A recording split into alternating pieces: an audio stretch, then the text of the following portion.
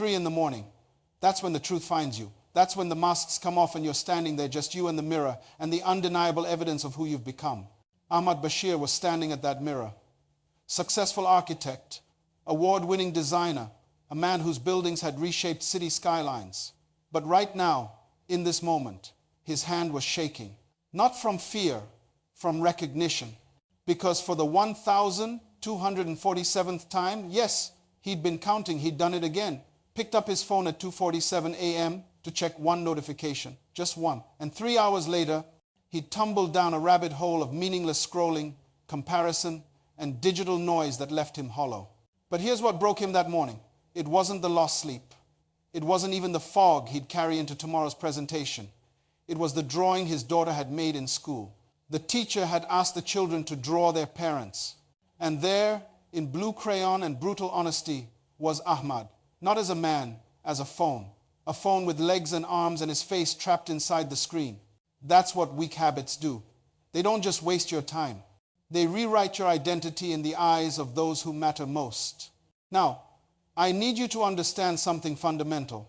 A habit is not just an action you repeat. A habit is a vote. Every single time you perform that behavior, you are casting a ballot for the type of person you are becoming. You think you're just having one more drink? No. You're voting for, I am someone who needs alcohol to cope. You think you're just skipping one more workout? No. You're voting for, I am someone whose promises to myself don't matter. Democracy doesn't just exist in nations. It exists in your nervous system. And right now, you might be voting yourself into tyranny. See, most people think habits are these small things, these minor inconveniences. Oh, I just have this little problem with procrastination. I just check social media a bit too much. I just eat a little too much sugar. Little, just, a bit. These are the words we use to minimize what is actually maximizing its control over us. Ahmad thought his phone habit was little until he calculated the hours. 4 hours a day, on average, of mindless scrolling. That's 1,460 hours a year. That's 60 full days. 2 entire months of his one precious life handed over to an algorithm designed by strangers who don't even know his name. 2 months he could have spent drawing with his daughter, building his legacy, designing the masterpiece that was still locked inside him. But here's where it gets deeper. Here's where we have to go beneath the surface if we're going to kill this thing forever. You see, you are not battling the habit itself. The phone wasn't Ahmad's enemy.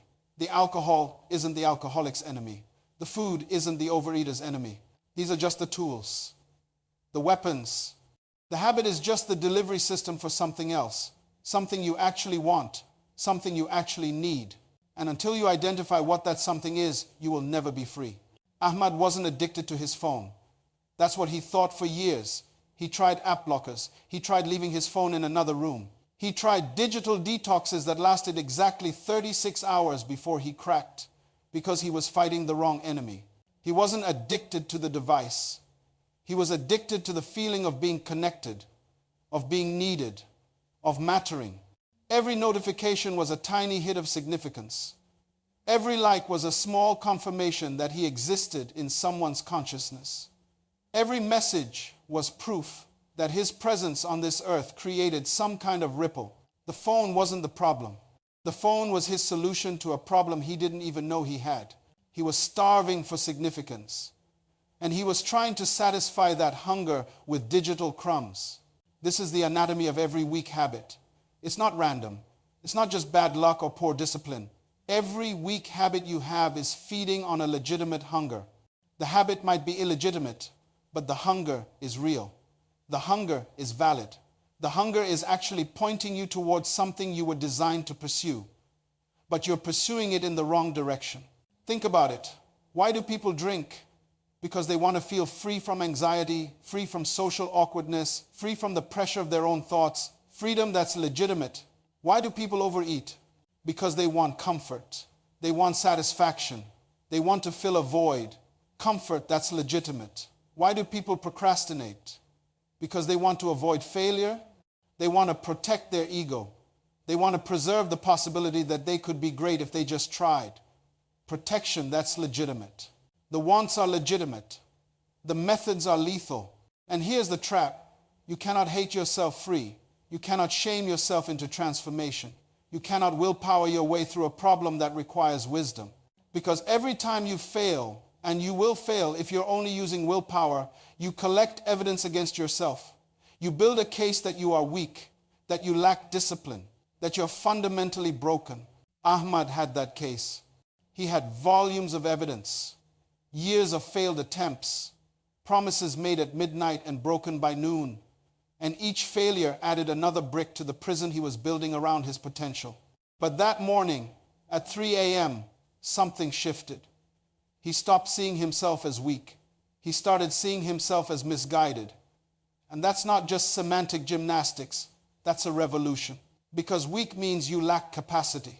Misguided means you have capacity pointed in the wrong direction. Weak means you need more force. Misguided means you need better aim. The difference between a prisoner and a free person isn't strength, it's awareness. The prisoner doesn't know why the walls are there. The free person does. The prisoner thinks the walls are the reality. The free person knows the walls are a construction. And what's been constructed can be deconstructed. So Ahmad stopped asking, why am I so weak? And started asking, what am I really hungry for? And that question changed everything. Because questions determine destinations. Ask weak questions. Arrive at weak answers. Ask powerful questions. Access powerful truths. What are you really hungry for? Not what habit do you want to break? What hunger are you trying to feed with that habit? Because I promise you, there's a hunger. And that hunger isn't going anywhere. You can lock up the phone, pour out the bottle, throw away the credit cards, but if the hunger remains unfed, it will find another tool, another weapon, another delivery system. You're not at war with a behavior. You're at war with an unmet need that's eating you alive from the inside out. Katerina Volkov knew what it meant to be disciplined. By age 7, she was training 6 hours daily. By 12, she'd sacrificed her childhood on the altar of excellence. By 16, she stood on an Olympic podium with a bronze medal around her neck while her national anthem played to the world. Discipline wasn't something she lacked. Discipline was her native language. So explain to me how a woman with that level of self-control ended up with $17,000 in credit card debt from shopping she couldn't even remember doing. Explain how someone who trained her body to perform movements most humans can't even conceive of found herself hiding shopping bags from her husband. How she'd buy clothes she never wore, gadgets she never used, items she'd forget she purchased until the credit card statement arrived like a monthly indictment. Her husband thought she was materialistic. Her friends thought she was irresponsible. She thought she was losing her mind. But they were all wrong. She wasn't any of those things. She was starving. When Katerina retired from gymnastics at 24, her body already breaking down from years of punishment. It was never designed to endure something happened that nobody warned her about. The training stopped. The competitions ended. The goals evaporated. And suddenly, for the first time since she was a child, there was nothing to chase. Do you understand what that does to a person who's been hardwired for pursuit? Who spent their entire existence moving towards something? It's not just emptiness, it's terror. Because when you've defined yourself by the chase, and the chase disappears, who are you? She tried to fill it with normal life, marriage, career, hobbies, but nothing scratched the itch. Nothing gave her that feeling. You know the one I'm talking about. That electric anticipation of closing in on a target, that dopamine surge of progress, that identity-confirming rush of, I am someone who conquers challenges. Then one day, she walked into a store looking for a birthday gift. And something happened. She saw a handbag, expensive, beautiful, slightly out of reach, and her brain lit up like it hadn't in years. She started calculating. Could she afford it? Should she buy it? Was it worth it? The mental gymnastics, no pun intended, felt familiar, comfortable, alive. She bought the bag. And for 48 hours, she felt like herself again. Not because of the bag, because of the hunt, the pursuit, the conquest. She'd set a target, strategized, executed, and won. Her Olympic brain had found a substitute competition. Shopping became her sport. But here's what she didn't realize. Until thousands of dollars later, the feeling never lasted. It couldn't. Because buying something isn't actually an achievement. It's a transaction. There's no skill development, no genuine progress, no real victory. It was junk food for an athlete's soul, providing the taste of accomplishment without any of the nutrients. This is the deception at the heart of every weak habit. It promises to meet a need. It delivers just enough simulation of that need being met to keep you coming back, but it never actually satisfies. It can't. It's the wrong fuel for the engine. Your body knows the difference between real food and artificial sweetener. Your soul knows the difference between real achievement and synthetic satisfaction. But the craving doesn't care. The craving just wants something, anything now. And this is why willpower alone will always fail you. You're trying to use force against a problem that requires understanding. You're trying to arm wrestle a part of yourself that's actually trying to help you. Because that craving, that compulsion, that voice that says just one more time, is not your enemy. It's your ally with terrible navigation. Think about it like this. You're driving through a desert, dying of thirst. You see a mirage that looks like water. Your instinct to drive toward it isn't wrong. You genuinely need water. Your instinct is correct. Your direction is fatal. And if you keep white-knuckling the steering wheel, forcing yourself to drive away from every mirage without ever finding actual water, you're still going to die of thirst. Just more slowly, more miserably. Katerina's breakthrough came from an unexpected source. Her niece, studying psychology, asked her a simple question during a family dinner. When you're shopping, what does it feel like right before you buy something? Nobody had ever asked her that. Therapists had asked why she shopped. Her husband had asked why she couldn't stop. But nobody had asked what it felt like in that precise moment before the purchase. And when she really examined it, she realized it felt exactly like standing at the edge of a balance beam, about to perform a routine.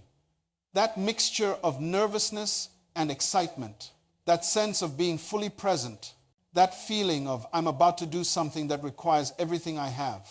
She wasn't shopping. She was competing against herself with the only challenge she could find.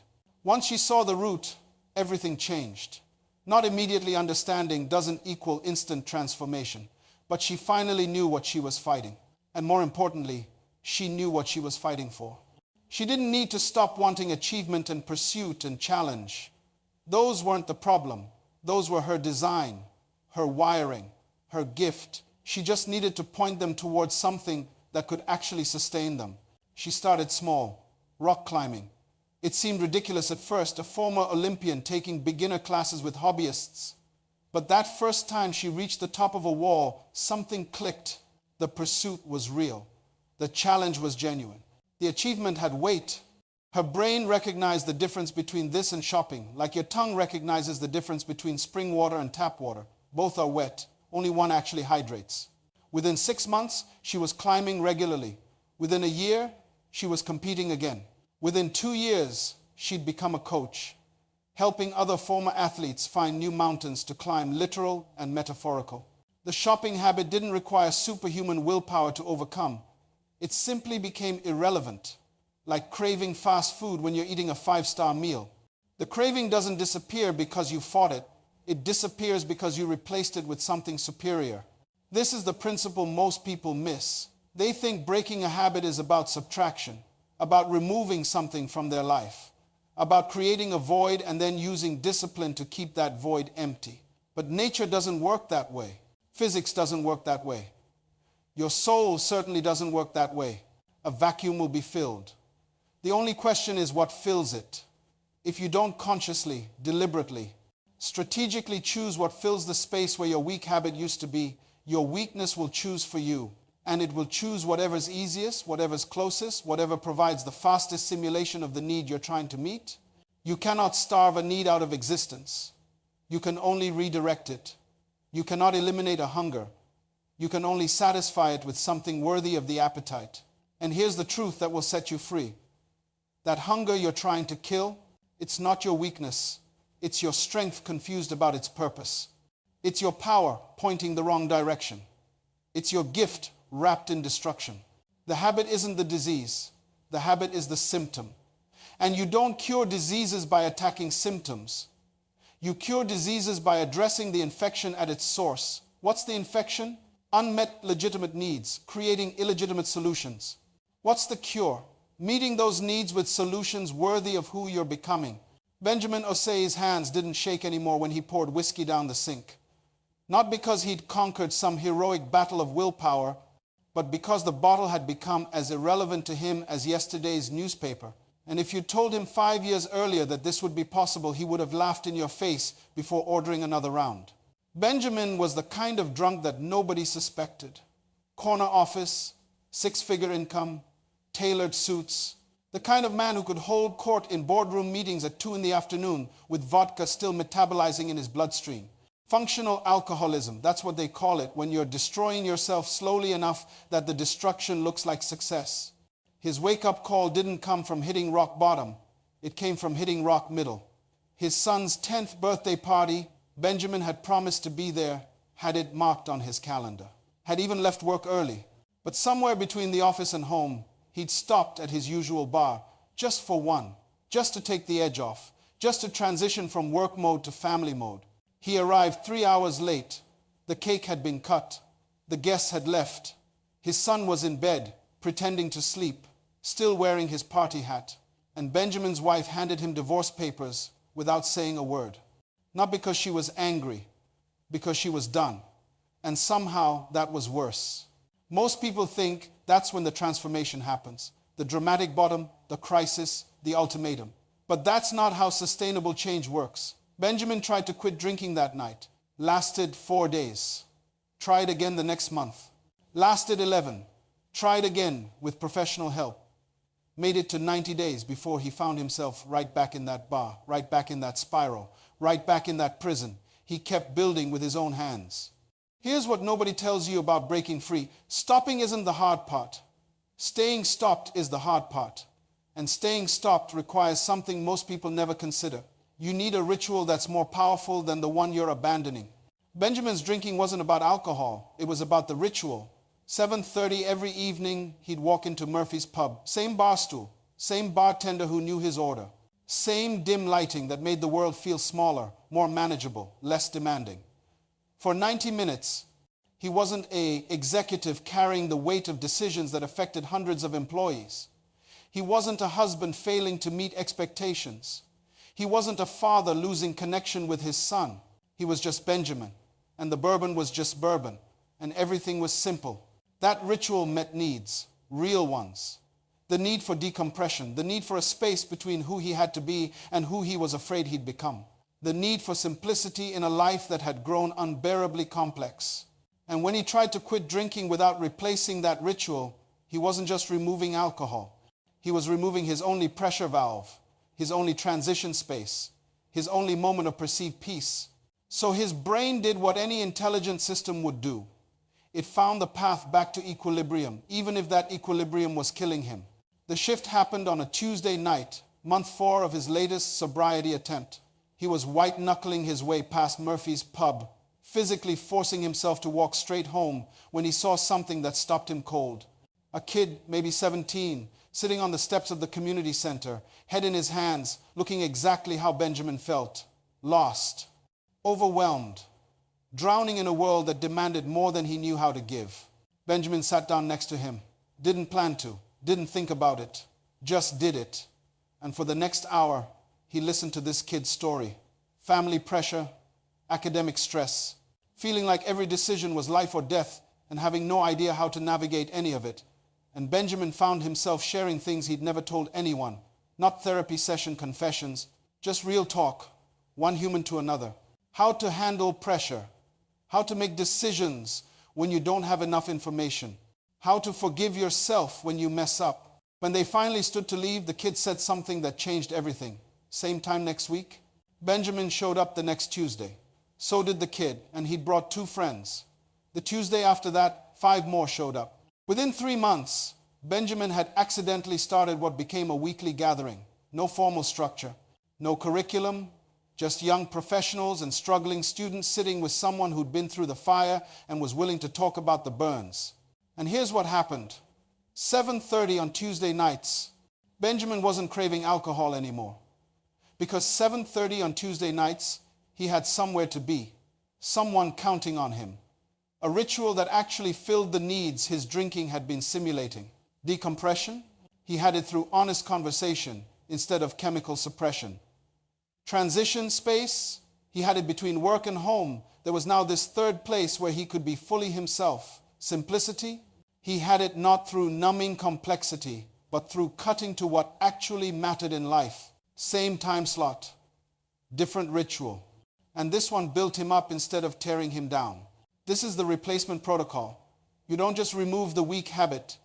You install a superior alternative in the exact same space, same time, same trigger, same psychological slot. Different action, different outcome, different destiny. Most people try to leave a vacuum and wonder why they get sucked back in. But your life doesn't have room for vacuums. Your schedule doesn't have room for empty spaces. Your psychology doesn't have room for unfilled needs. Something will occupy that territory. The only question is whether you choose what occupies it or whether your weakness chooses for you. And here's the key. The replacement has to meet the same core needs, but at a higher level. It can't just be distraction. It can't just be busy work. It has to genuinely satisfy what you were genuinely hungry for. Benjamin wasn't just staying busy on Tuesday nights. He was meeting his need for significance, for impact, for purpose needs. His drinking had been pretending to meet while actually destroying his capacity to meet them. The replacement must be incompatible with the old pattern. Not just different, incompatible. Benjamin couldn't mentor young people and be drunk. The two couldn't coexist.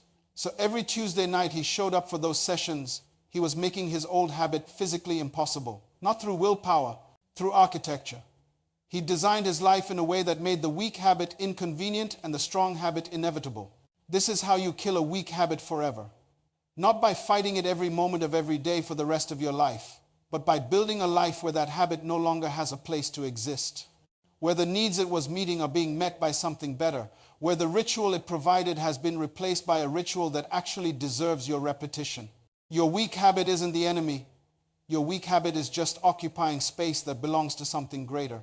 And the moment something greater shows up and claims its rightful territory, the weak habit doesn't need to be evicted. It evicts itself. Because even your dysfunction knows the difference between counterfeit and authentic. Even your weakness recognizes when something real has arrived to replace the simulation. Now let me tell you what happened to these three people, because this is where theory becomes testimony and principle becomes proof. Ahmad Bashir doesn't own a smartphone anymore. Not because he's some radical minimalist trying to prove a point, but because he answered a different question. Instead of asking, how do I use my phone less? He asked, what life am I building that a phone would interrupt? He went back to designing buildings the old way, pencil, paper, physical models. His firm thought he'd lost his mind until his design started winning awards again. Real awards, the kind that matter. His daughter is 14 now.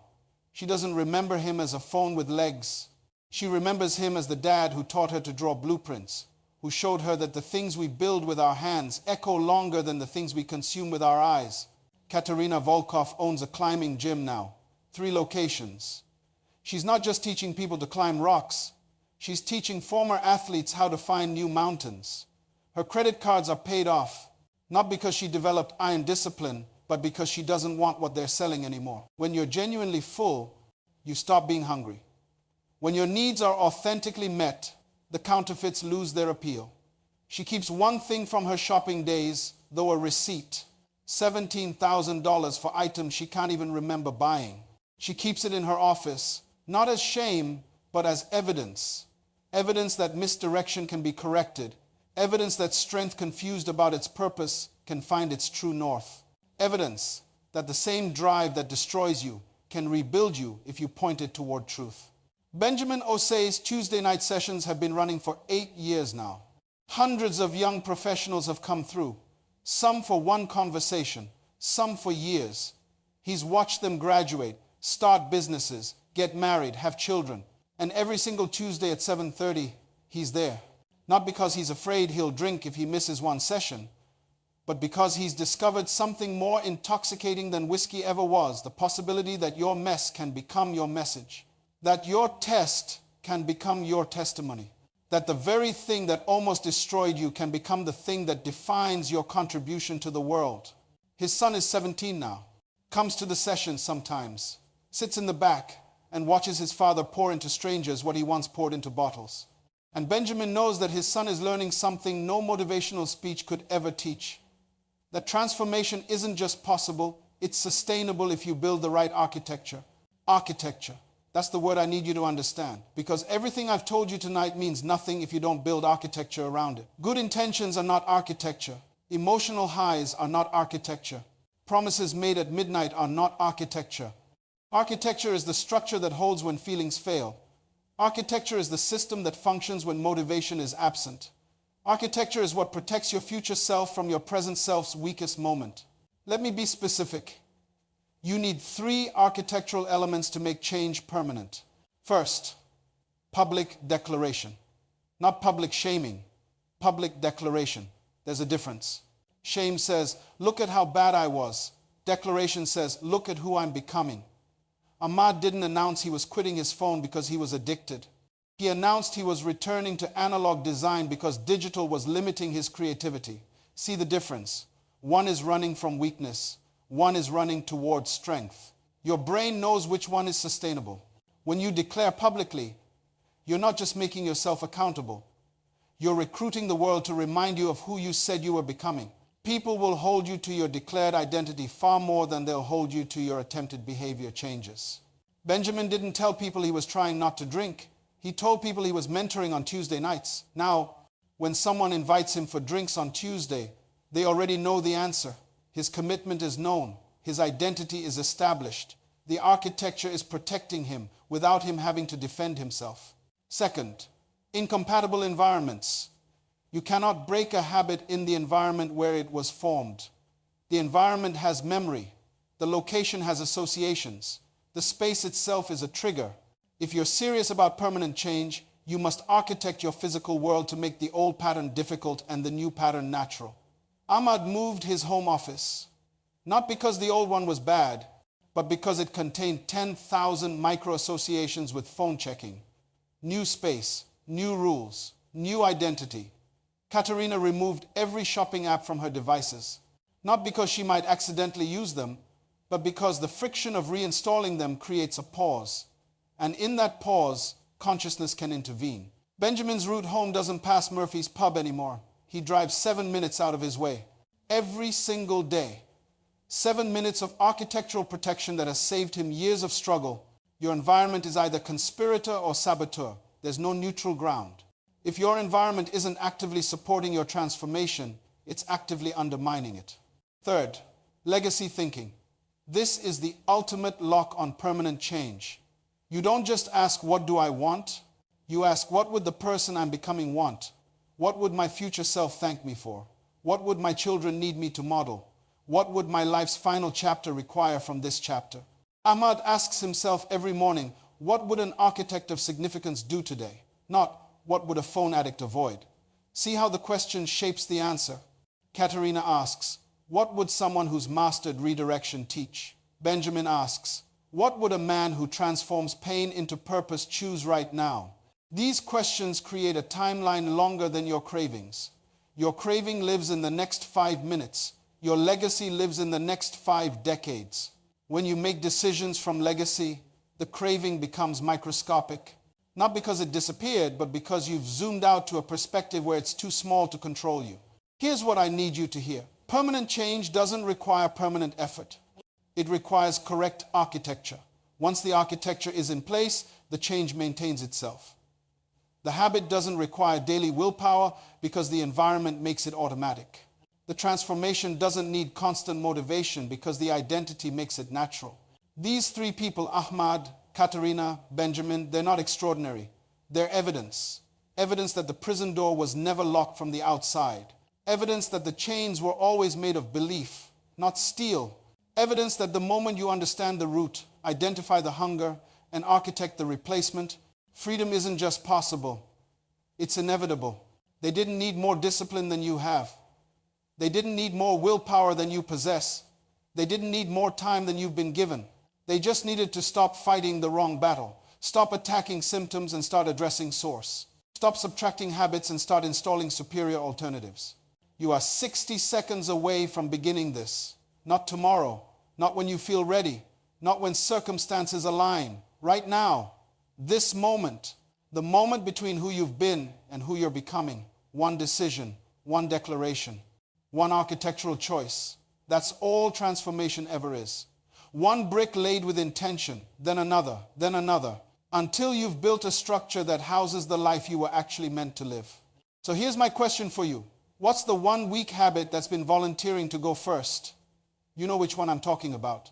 The one that came to mind in the first 5 minutes of this conversation. That one. What architecture will you build around its execution? Not its management, its execution. Because you don't manage weak habits, you execute them, you kill them. You replace them with something so superior that they become irrelevant. 60 seconds. Choose your architecture. Declare your direction. Start now.